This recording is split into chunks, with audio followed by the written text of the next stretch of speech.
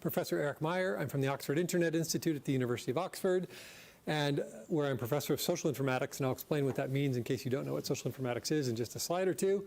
And I'm also a faculty fellow here at the Alan Turing Institute.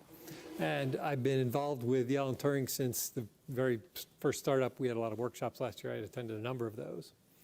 So I'm going to talk about one or two topics today of things that I'm interested in that might get some other people interested in some of the opportunities here at the Turing Institute. I'm going to tell you first, though, about two things I'm not going to talk about today, but I'd be happy to talk about on another occasion.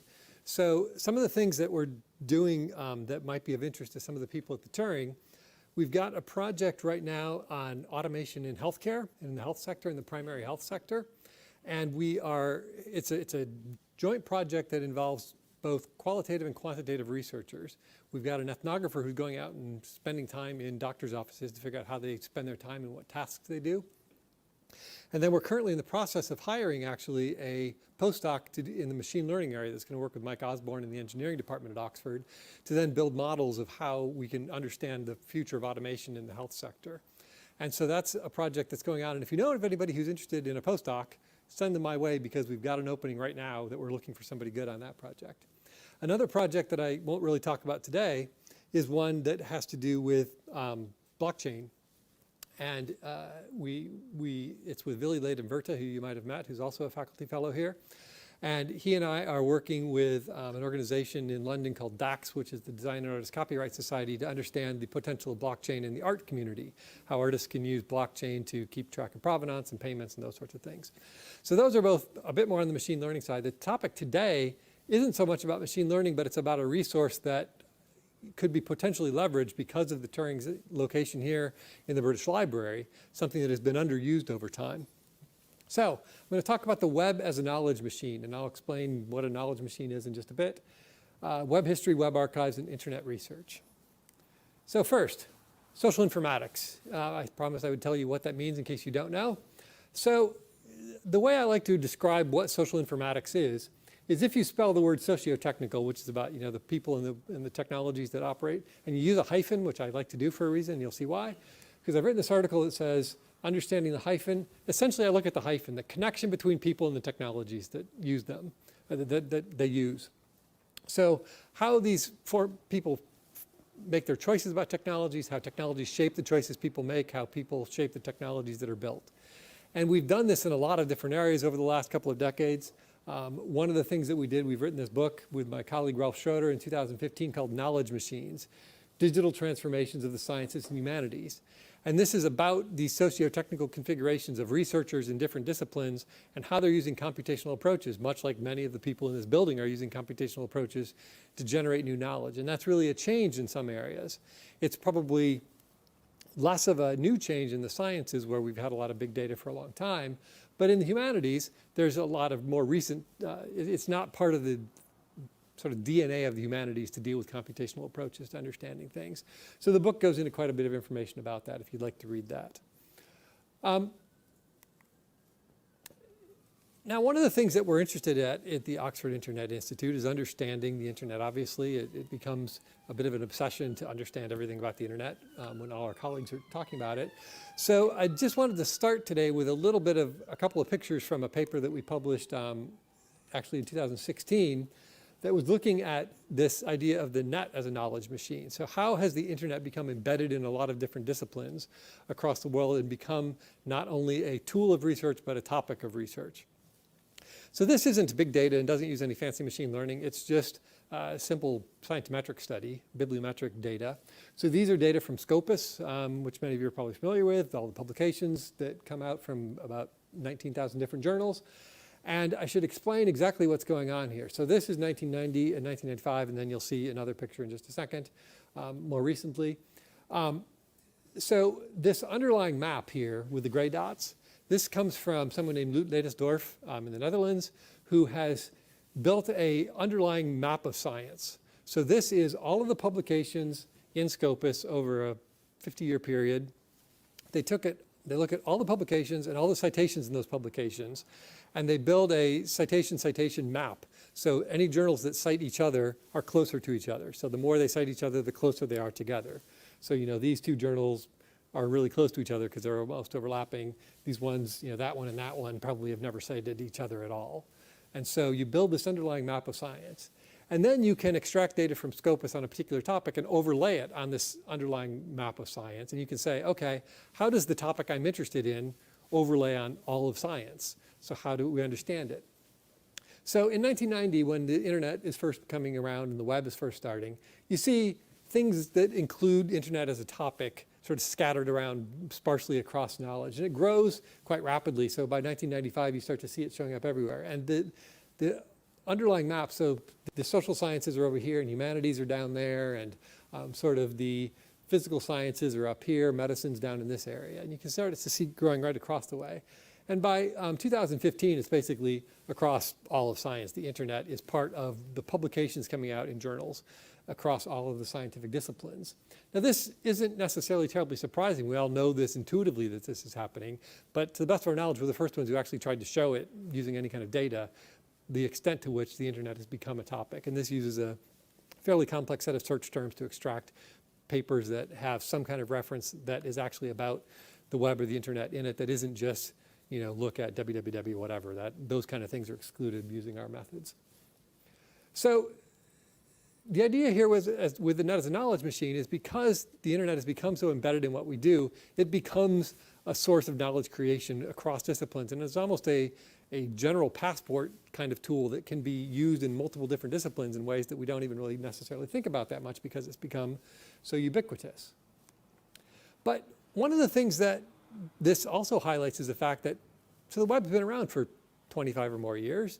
The 25th anniversary of the web happened about several times in the last few years. Everyone can't decide exactly when it started. So whether it was when Tim Berners-Lee turned on the machine or when he did other things at CERN. But essentially, it's been over 25 years that the web has been around.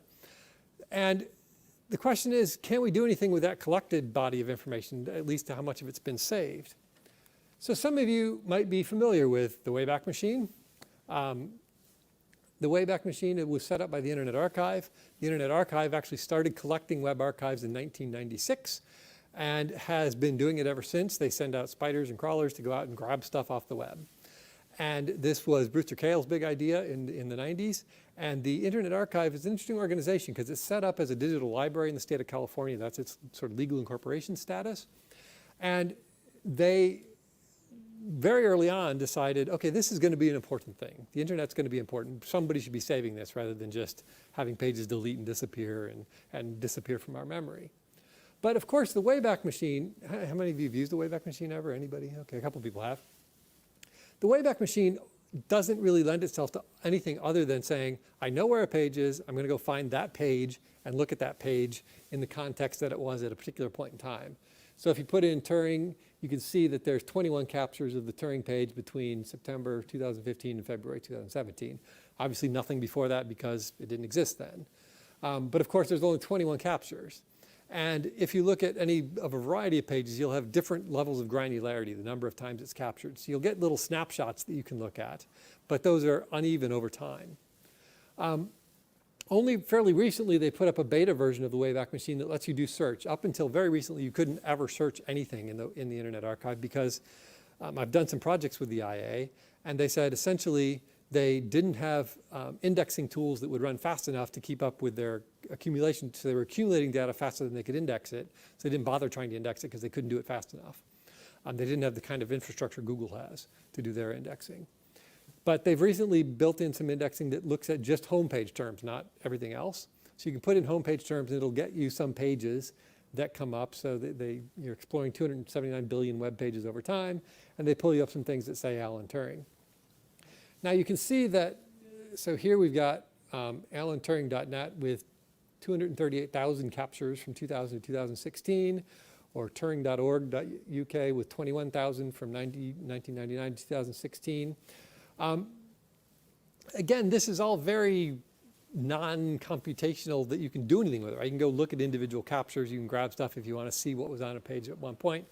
Fine, all well and good. But that doesn't really lend itself to anything terribly large scale and interesting because of the interface. Now, there have been some efforts to do something more with the data that is in the Internet Archive. So this is the SHINE prototype that was built here at the British Library. It was part of a number of efforts, including projects we were involved in at the OII in partnership with the Institute of Historical Research and the British Library, funded by JISC. And this was to build an extract of the Internet Archive that's called the UK Web Archive that was bought by JISC from the Internet Archive and extracted a lot of data related to the UK. And to build at least some faceted searching. So if you put in Alan Turing, it gets up a couple of pages, but then you can also look for different content types, HTML, PDFs. You can look at different postcodes where there's references to that if you've got evidence about the location of the page, different crawl years, different suffixes and so forth. So you can at least start to use these facets to find some more detailed information about that, which was largely impossible using data directly from the Wayback Machine.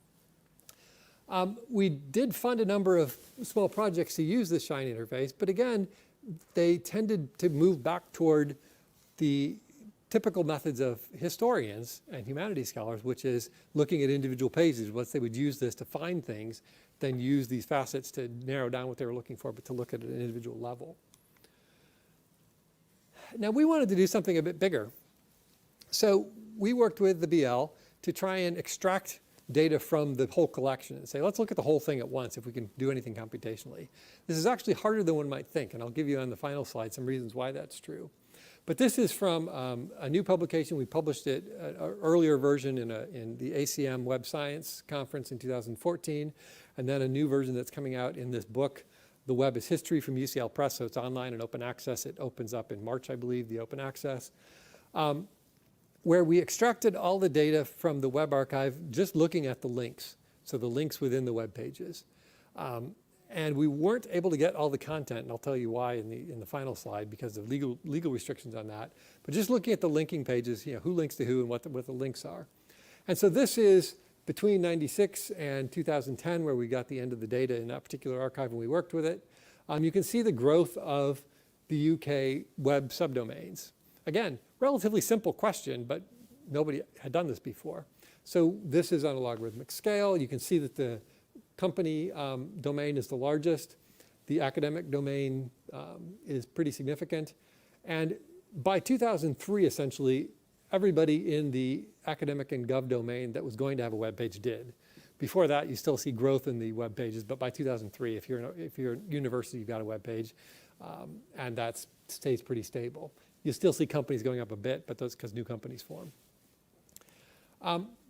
This looks at the relative sector size on the web. So you can see that academics were more prominent in the early days. Again, something that we suspect and we knew intuitively, but we got some data for now. Still, even in 96, companies were much more prominent than academic institutions, but academic institutions had a significant portion. That disappears to almost nothing in terms of the overall size of the web by current day. So we become much less prominent. But then how do these sectors link to each other? So this is sectoral linking on the web, on the UK web, looking at these top four level, second level domains. And I'm not going to point out everything in this picture. You can go look at it in the paper. But essentially here we've, I'll focus on the second diagram, which is we've normalized the domains for the size of the domain. So otherwise, in this one, if you have links going back to the domain, code just overwhelms everything. It's too big.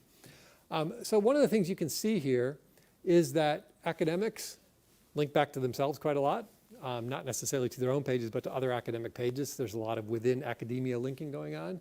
You see a lot less of that in the corporate world. They don't link to other company pages. They link a lot to government pages in companies. So these are to regulations and other kinds of things going on in the government. You see a lot of sectors linking into government pages, but the government doesn't link out that much. So government pages don't send out to other domains very frequently. And you can see that because things starting in this color, there's gov to gov, but say gov to academics is this little line, or gov to businesses is that tiny little line there. So there's not much linking going out of government domains. And you can start to understand something about the relationship between different sectors of the UK looking at data like these. And then we also dug in a little bit more into detail, and I've only brought one of these slides about what's going on in the academic world. And so this picture, we looked at hyperlinks between universities, dividing them into their different sort of affiliation groups. We've got the Russell Group, we've got the 1994 group, the University Alliance. So these are rough stand-ins for different types of universities. The Russell Group are generally the research-intensive universities that could be clustered together. And we wanted to see, do these clusters also get reflected on the web? Are Russell Group universities more likely to link to each other? Are Cathedrals Group more likely to link to each other? And it turns out the answer is no. The only group with any sort of significant, more increased likelihood of linking to each other was Russell Group. But this has more to do with the fact that they're all research-intensive universities rather than the fact that they're part of this Russell Group. We also brought in we also did some additional data analysis that I didn't bring in because it's a bit too complex to look at on the screen. Looking at the question of, over time, do we see a Matthew effect, which means that the rich get richer? Do the highly linked, highly visible Russell Group universities become more highly linked over time? Or does this sort of old-fashioned meme about the internet being democratizing, that it opens it up to everybody and everybody can do better? And what we find is that actually the most research-intensive universities, the most prominent universities, become more prominent over this 25-year period. So being prominent leads you to more prominence on the web, at least, when we look at links. So this was relatively simple. We're dealing with large files, but they're quite simple. It's just text of links, linking pages, link to and when. So it's a really quite narrow text file, even though it's quite long. But that took quite a long time to deal with. But there's a lot of challenges toward actually doing anything more with Web Archive. So one of the things that I've got a slide next that shows some of the publications we've done. I find Web Archives really frustrating for a lot of reasons. One has to do with legal limits on using them. So the Legal Deposit Libraries Act of 2003, which was not implemented until these regulations were put in place in 2013, was written in a way that made the kind of research we might want to do with them nearly impossible to do.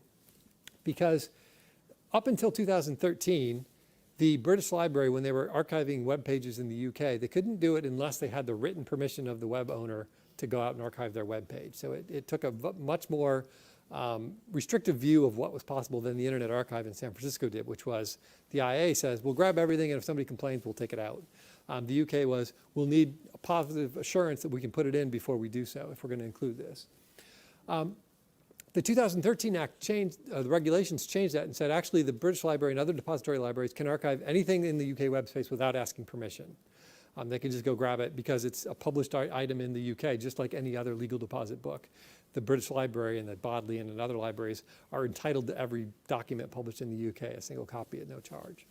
So they can go out and they can grab these digital items. But the regulations were written in such a way that they said, and that library can hold a single copy accessible on a machine in their library. Okay, so there's somewhere in this building a machine that you can go access the Web Archive data. But for most of us, if we want to do anything even remotely, that gets more complex than that kind of stuff we did with the web links.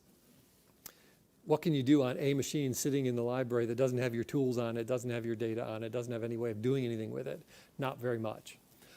So we've been working with people like Adam Farquhar here at the British Library to investigate ways that we can legally open up that data to more kinds of uses that still fall within the rules of the law, but let us do something more interesting with it, possibly kind of mining across time. Now the data within these web archives is also quite incomplete and inconsistent because the crawlers went out and got them whenever they could. Sometimes news sites and things like that they expect to change a lot, they'll get more with greater frequency than other sites. But if you're interested in something, you might find that a particular kind of page hasn't been crawled very consistently over the time. You might have entire years missing when there was no crawl done of a particular site. So it becomes difficult to work with these data over time. Also, the data is stored in these things called WARC files, which is Web Archive files. It's a standard that was adopted a number of years ago. And the problem with WARC files is you can't just take tools that work on the live web and point them at WARC files and have them do anything because they don't work that way. WARC files are structured differently and so it doesn't work like the live web. So a lot of the tools we're used to on the live web essentially don't work with WARC files. Also, there's a lot of missing object, page, and data types in the web archiving tools. So they largely don't grab things like flash objects or video, other kind. They certainly don't take things like database-driven sites. So if you've got a site that's being driven by data, those don't work. You just get the HTML part at the front. And more kinds of things are driven that way. Certainly it doesn't grab anything that's running on an app. So you're missing all that part of the ecosystem. Another problem is that many of these web archives have a real national focus. I've been mentioning the UK Web Archive. Okay, well, the UK Web Archive is held here. There's a Dutch archive held at the Royal National Library of the Netherlands. There's ones in the US. But of course, the internet isn't a national place, at least yet. The internet is global, and many of the questions we would want to ask don't really make sense if we limit ourselves to a national focus. And then finally, the last challenge here is that just this lack of research or interest in doing anything with web archives. We've written a number of papers, again, that'll pop up in a second, that has tried to find evidence of people wanting to do things with this, trying to do things with it, and there's very little research or focus. And there's two reasons I think that this is true. One is that we've got people who study the social science of the internet, like my colleagues at the OAI, or web science, like people at Southampton. They largely look at the contemporary web as it is today, things happening live on the web rather than looking at the history. Is the last 25 years of the web, is that an internet science question, or is it a history question? Is it something contemporary historians are starting to be interested in? Now, they largely haven't gotten onto this space at all. People who are interested in the last 25 years haven't started to engage with web archives as a way of understanding this. But I would argue that if the internet continues to develop the way it is, in 100 years' time, if you want to understand anything about this era, web archives are probably going to be one of your best sources of understanding history today. And largely, we haven't been able to interest that community at all in doing these kind of questions today and developing it as we go forward. So we really run this risk of having dusty digital archives that have been collected very carefully by libraries, but nobody uses, very little use.